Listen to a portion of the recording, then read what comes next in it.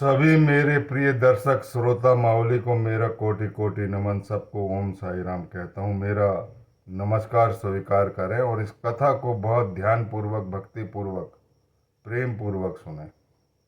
बोलिए सच्चिदानंद सदगुरु साईनाथ महाराज की जय।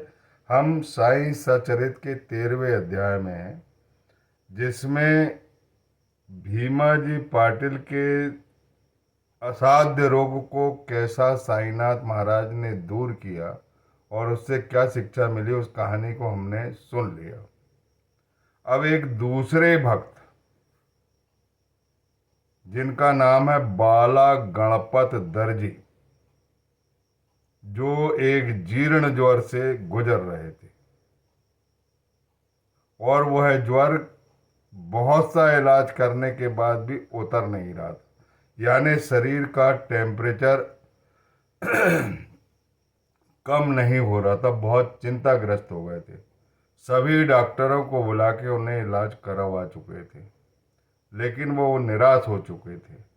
जीर्ण ज्वर का मतलब है अभी वर्तमान में जो वायरल फीवर है, जो टेम्परेचर बढ़ाता है, उस रोग के बारे में बात कर रहा हूँ। किसी ने उन्हें बताया कि साईनाथ महाराज केवल कृपा दृष्टि से आपके रोग को ठीक कर सकते हैं। वो ज्वर नहीं उतर रहा था, तो बाबा की द्वारका माई में आ गए वो।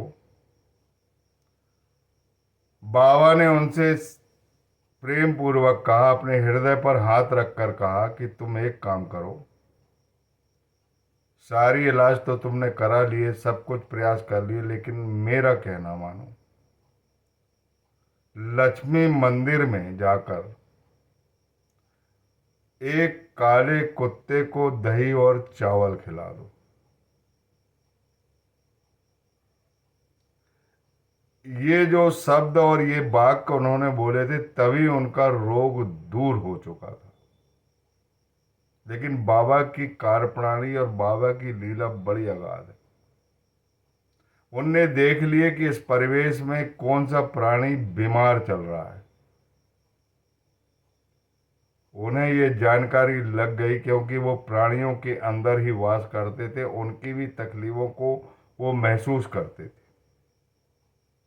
उन्होंने देखा कि एक काला कुत्ता जो है वो बीमार था, और वो काला कुत्ता जो है वो साईनाथ का ही रूप है। इसीलिए है कि साई वास्यमिदं सर्वम, ईशावास्यमिदं सर्वम। पहले की कथाओं में मैंने आपको बताया कि पूर्व जन्म में ईसा थी और नाम पलटकर बन गए साईं। साईं और ईसा में कोई अंतर नहीं। कोई भी तत्वदर्शी और साईं बाबा में कोई अंतर नहीं, वो एक ही माया है। बेचारा करता क्या नहीं करता वो लक्ष्मी मंदिर को, उसे विश्वास नहीं हो रहा था कि लक्ष्मी मंदिर में कोई काला कुत्ता आएगा। लेकिन जैसे ही वो लक्ष्मी मंदिर में दही और चावल लेकर उनके द्वार पर पहुंचते तो एक काला कुत्ता पूंछ हिलाते हुए मिलता है। धन्य है साईं बाबा की सर्वव्यापकता। उस बीमार कुत्ते को वहां पर पहुंचा दिए उन्होंने।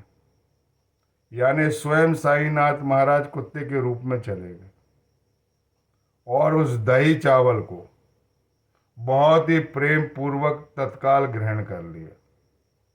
और जैसे ही उनकी अंतरात्मा तक ये दही और चावल जाता है, उनकी आंतों में जाता है। दही क्या है? दही में एक प्रकार, आज के साइंस का रीजन बता देता हूँ कि दही में लैक्टोबैसिलस नामक का जो एक गुड बैक्टीरिया होता है, वो पेट की समस्त खराबियों को दूर कर लेता है, और जो हानिकारक बैक्टीरिया होता है उसको अपनी जात में मिला लेता है। यानी पेट जो है जीवों के, प्राणियों के अनुकूल हो जाता है और वो ठीक हो जाता है। और चावल जो है आसानी से पच जाता है। दोनों शीतलता शरीर को पहुंचाते हैं, लाभदायक होते हैं। तो कुत्ता तो वही कुत्ता जो है, जो साईनाथ का रूप था, वो भी ठीक हो गया।